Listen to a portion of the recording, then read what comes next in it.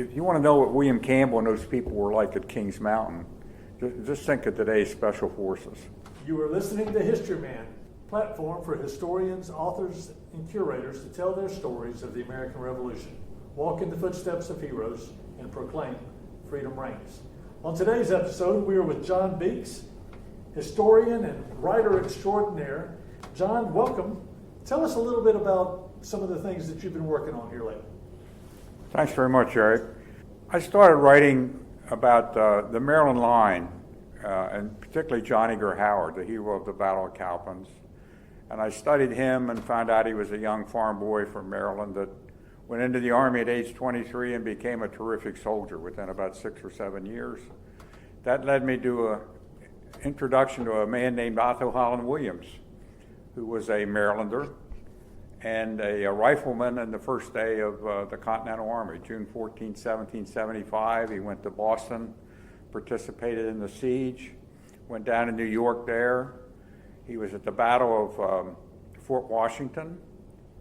George Washington stood at Fort Lee across the Hudson River and saw the riflemen defending Fort Washington. He never forgot it. It was a heroic stand there by those riflemen, and the deputy commander of that was Otto Holland Williams.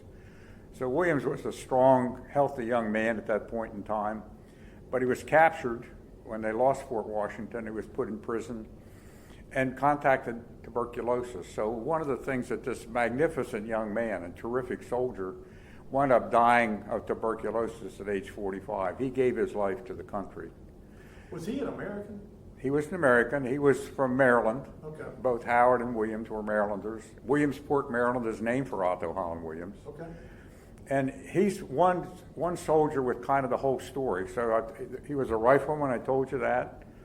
He was heroic as a rifleman. He was captured. He was a prisoner. And while he was a prisoner, he was made colonel of the Maryland 6th Regiment. While a prisoner? While a prisoner. So that tells you what the Maryland troops thought of him.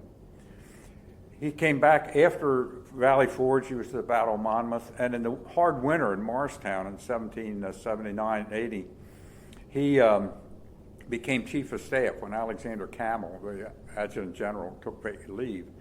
So for several months, Otto Holland Williams, as the adjutant general of the Army, worked with George Washington every day. And he's already a rifleman, he's a regimental commander, now he's adjutant general. From that day forward, he became both a regimental commander and the adjutant general of the Maryland line. And he worked directly with the leader, who was assigned then, which was a man named Baron DeKalb. So Williams and Howard, these young men, with this 56-year-old German-born French officer DeKalb, who came to America with Lafayette, worked together and then went through the Southern Campaign. So they all went to Camden after marching from Morristown, New Jersey into the South, and Charleston was lost and so forth. DeKalb really died heroically after the Battle of Camden. He showed what a military leader does. People are familiar with that battle. On the right was the Maryland line and the Delawares under DeKalb. On the left was militia. The militia saw the British coming and their drums, their bagpipes, their long bayonets, and they fled. So DeKalb and his group got surrounded. DeKalb ended that day with 11 wounds, three bullet wounds, 8 cuts from bayonets and sabers. Fortunately for America, Williams and Howard and a number of the Maryland troops got off through the swamps in the right and lived to fight again. DeKalb died 3 days later, but I believe his contribution to the Maryland line that continued to be heroic in the South had a lot to do with his training and discipline, day in and day out for 2 years. I know we're talking about Otto Williams, but you mentioned Baron DeKalb. When he died, right before he died, did he not make some statement that went to the heart of who Baron DeKalb was? Did he not say something like, I die a death that I always wanted, a death of a man fighting for the rights of man? It is written that he said that. He dictated 2 wonderful letters how proud he was of the Maryland troops that had served under him. Because he was, they didn't have transfusions in those days. He just basically bled to death over 3 days. And that statement was attributed to him. I believe the words were kind of words that DeKalb felt. I'm not sure he would have used language quite that flowery. I see. But that's attributed to him, and I have no objection to people using that. But I just think of him and what he was a very dignified. Right. He was a soldier is what he was. Right. And you had said prior to our recording that he was really a baron. he was a I baron. mean, contrary to some of the other historians out there. he Many, really many, was. many writers have called him a self-styled baron. He was a baron. I discovered that in my research. There was a letter from the French king wanted to help America win. Right. Lafayette was a 19-year-old, the wealthiest man in France, but he wanted to come to America. So they wanted to help him. So basically DeKalb, this 56-year-old veteran, proven soldier, came with him and a group of officers. Lafayette he bought the ship that they came in, the Victoire. They landed in Georgetown on the passage from France to America. DeKalb taught Lafayette English as best he could. DeKalb was fluent in French, German, and English. They landed in Georgetown. They went to Charleston, spent a week in Charleston together, and then on to the war. And of course, Lafayette became almost a godson to Washington eventually, which is interesting. That's an interesting part of the story in my view, because George Washington didn't like Frenchmen. Right. He had fought him in the French and Indian War, and he was really kind of suspicious of Frenchmen. He had a bias. He did, no question. But Lafayette helped turn him. They were both Masons. That helped.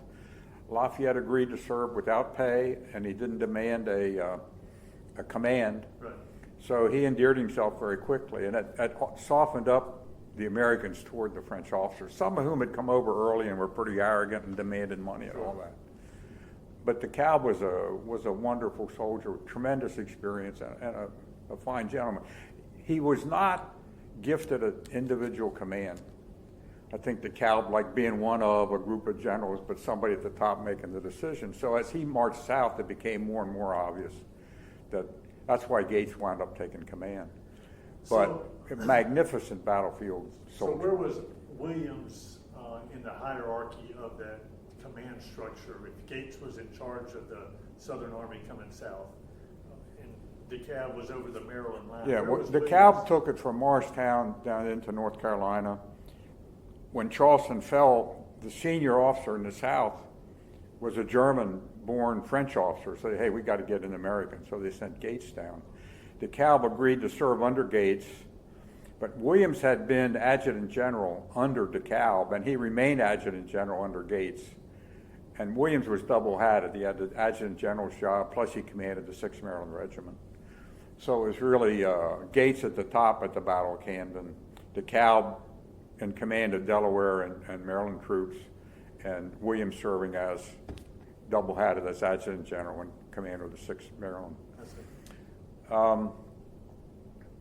So, you know, the Maryland line, there's a gentleman who wrote a book called The Washington's Immortals, and I think there's a lot of truth in that. If you go back to the beginning, this is not the campaign in the South, but, you know, at Gowanus Creek at the Battle of Long Island, the Maryland line saved the American Army. They had been surprised. About 250 Marylanders under Mordecai Gist, who was a fine young soldier, and there were like 1,500 British attacking them and moving them back. 250 men attacked them again and again, and they had to retreat across Gowanus Swamp. Of 250 men, 9 survived under Gist. But they stopped enough of that attack that Washington was able to reform his lines and get away in the night earlier. So from the very beginning of the war, for whatever reason, Maryland, I think their militia system and so forth, and some pretty good military leaders, made a contribution all the way. But in the South, of course, it was at Camden, then Howard at Cowpens. He won a silver medal from Congress for that. Daniel Morgan, of course, won a gold medal. He was the genius that figured out how to use militia.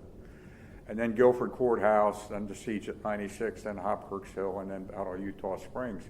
In each one of those, the Maryland line was very, very prominent, very capable. And that's what got me started. I live in Maryland, and I realized that there wasn't a lot of information about their contribution to the Revolutionary War. And I didn't know anything about the war in the South and sort of started looking into this.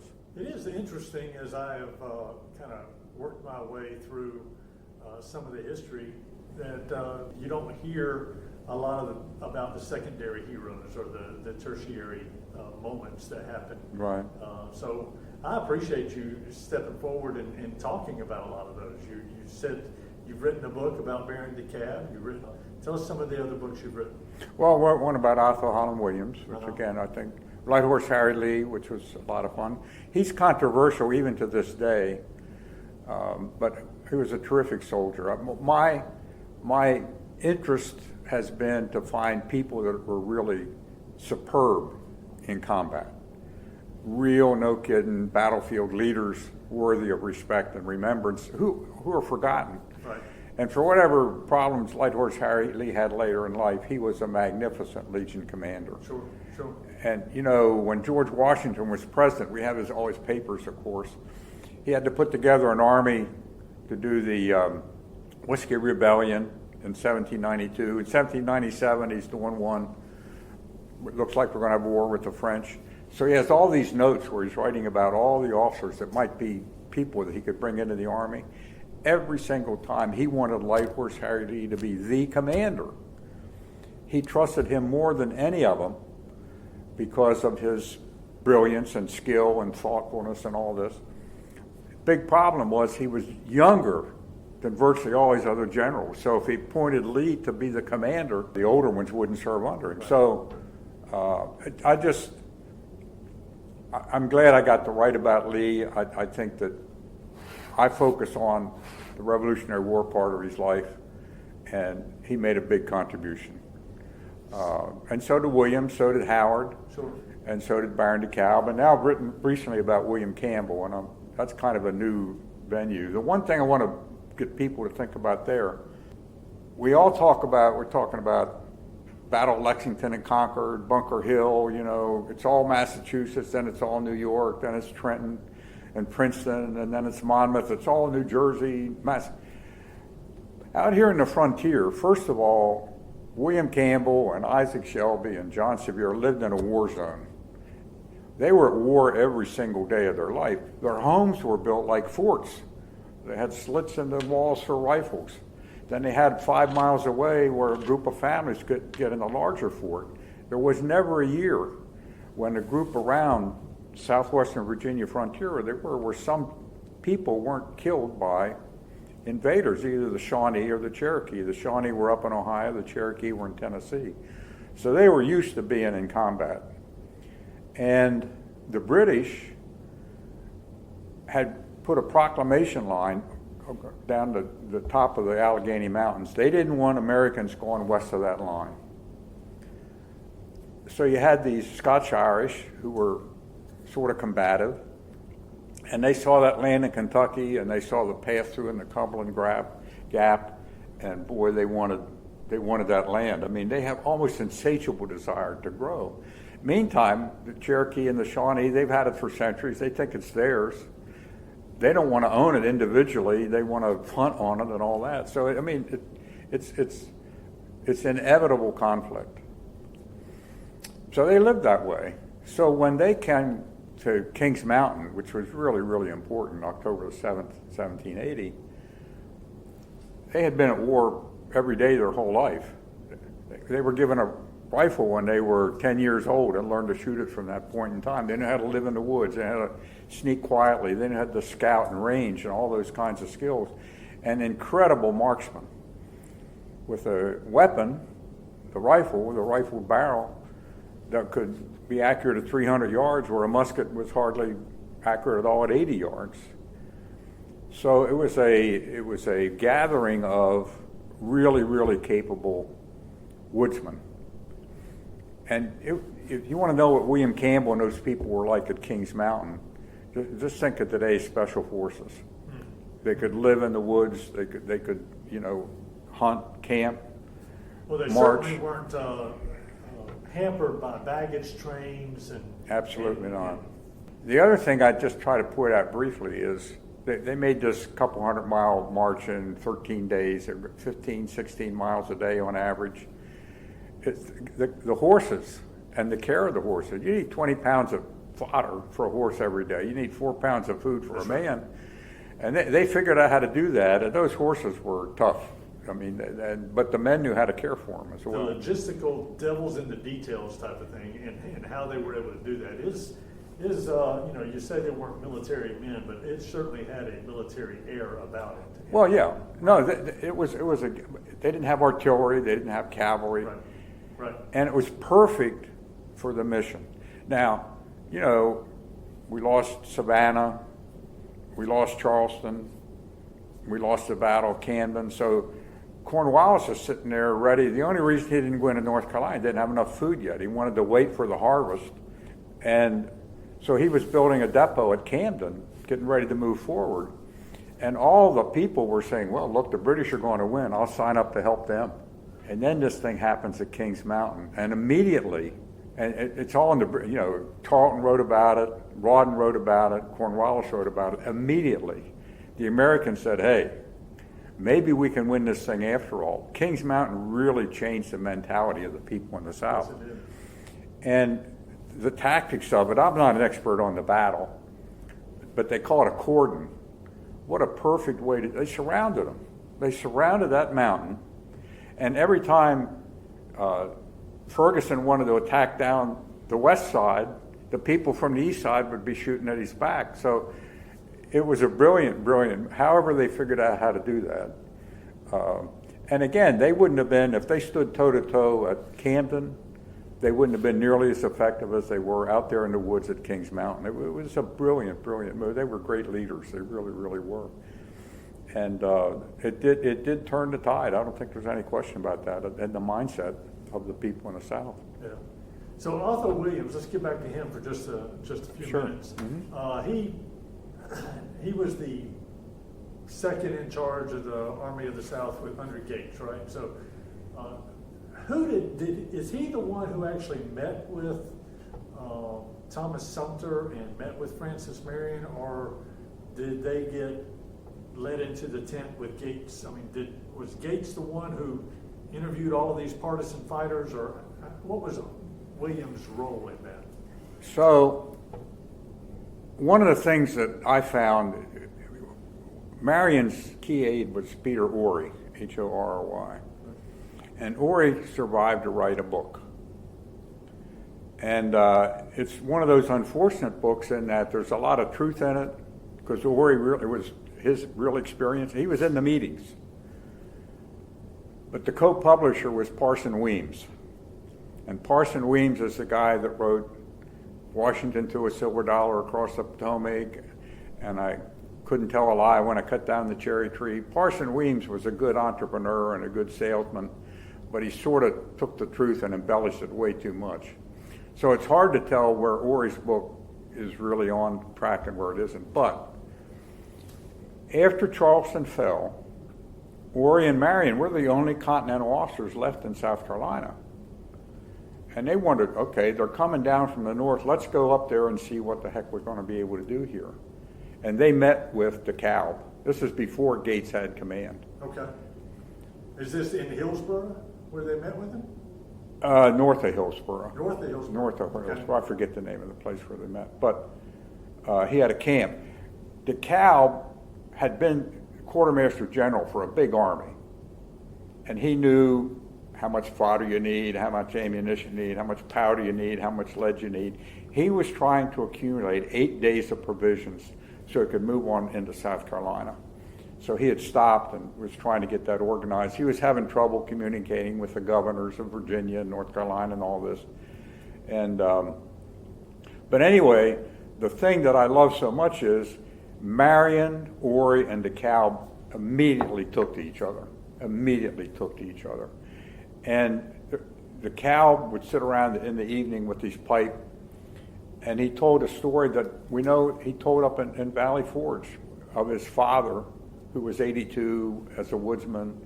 He told that story, so I saw it in these two different places. The point I'm making is these warriors, Marion and Ory and DeKalb, took to each other immediately. Now, Williams was in that circle. This is before Gates came down. DeKalb's first assignment was in a partisan warfare group in Europe. So he understood Marion. He understood how to use him. Right. And he understood, look, this is a valuable resource for us. Let's get him out there ranging and scouting and keeping us informed, that kind of a thing. You have the impression from Williams's writing when Gates took over that Gates was kind of happy to, let's send them out away from the Army here. You know, they're kind of scraggly looking. They don't shine their shoes particularly well and all that. Was Gates, for lack of a better term, was he a peacock? Was he just full of himself? What was the deal? Well, Was about it a class Gates, thing? you know, if you know Gates's history, the three most experienced officers in America in 1775 were Charles Lee, George Washington, and Horatio Gates. Gates had been a captain in the British Army. He'd actually been taken a report back to the king of one of the victories in the islands. He was a competent, he retired into Shepherdstown, Maryland. And Washington, I learned this in the Williams book, no, in the Lee book. Just before he went to the Second Continental Congress in 1775, Washington invited Charles Lee to have dinner at Mount Vernon, and then he invited Gates. And when Charles Lee had dinner with him, Light Horse Harry was there. So, you know, Washington went to the Second Continental Congress wearing a uniform. Everybody says, why did you do that? Well, 2 weeks before, he had been having dinner with two of the most experienced officers in America. He was planning. And Gates became adjutant general. So when Washington went up to Boston, the adjutant general was Gates, and he was great at it. You know, get everybody organized, make sure we do the guards properly, make sure people wear their uniforms properly. Yeah, a bit probably fussy. So the war goes on, and he wins the battle. He's in command at the Battle of Saratoga. Now, yes, John Beakes, Benedict Arnold, and Daniel Morgan won the Battle of Saratoga, and Gates was sitting in the tent back here while those guys fought the battle and won it. But he got the credit. So when he comes south, he's the victor of Saratoga. You know, of course he's proud and all that, and he kind of has a lot of faith in himself as a military commander, and he wasn't a battlefield guy at all. He just didn't have the skills. He didn't decide quickly. He didn't react well. He didn't keep the picture. So a real warrior like DeKalb, you know, they only worked together a couple of weeks, so you can't really say how that relationship worked in many, many ways. But there's a lot of hints that Gates wasn't perceptive enough to understand that these scraggly-looking partisans from South Carolina, you know, with their scraggly horses or whatever, gosh, let's get them away from my army. I think he would have done that. And not realizing. Now with Sumter, somehow or another, he had a faith in Sumter. I'm not sure why exactly. I don't think they met directly, but they corresponded a lot. Right before the Battle of Camden, he sent 100 Continentals and some artillery off to support Sumter, who was doing a raid. So for some reason, he was more inclined to support Sumter than he was. But he didn't understand what Marion could do like DeKalb did. DeKalb knew exactly what they could do. Right. This whole thing is fascinating to me, and you've covered a wide breadth of areas within the Revolution. And how can people get a hold of your books? Well, you can find them on Amazon, but the actual publisher is Heritage Books. HeritageBooks.com, I think, is a good place to get a hold of them. And there are a lot of libraries in the South and that kind of a thing, but Heritage Books would be a good place to do it. And among the books that you've written, I know DeKalb, Light Horse Harry Lee, you've got one on William Campbell. Yeah, the most recent one is William Campbell and the American Revolution. And it talks about, it's got the title Commander Rifleman at Kings Mountain and Guilford Courthouse. Starting to delve into some of the tertiary or secondary heroes there that really kind of lit up the stage here in the South. So. No question about it. And, you know, it takes a lot to win a war against probably the most efficient army on earth at that time, the British Army. And these people's first priority was not to be soldiers. It was to run their homes and take care of their families and those kinds of things. But they managed to pull together and develop enough it was the finest military organization on earth in 1781. And the way they developed it and learned and became great military leaders is a terrific story, I think. Outstanding. Well, thank you so much, John.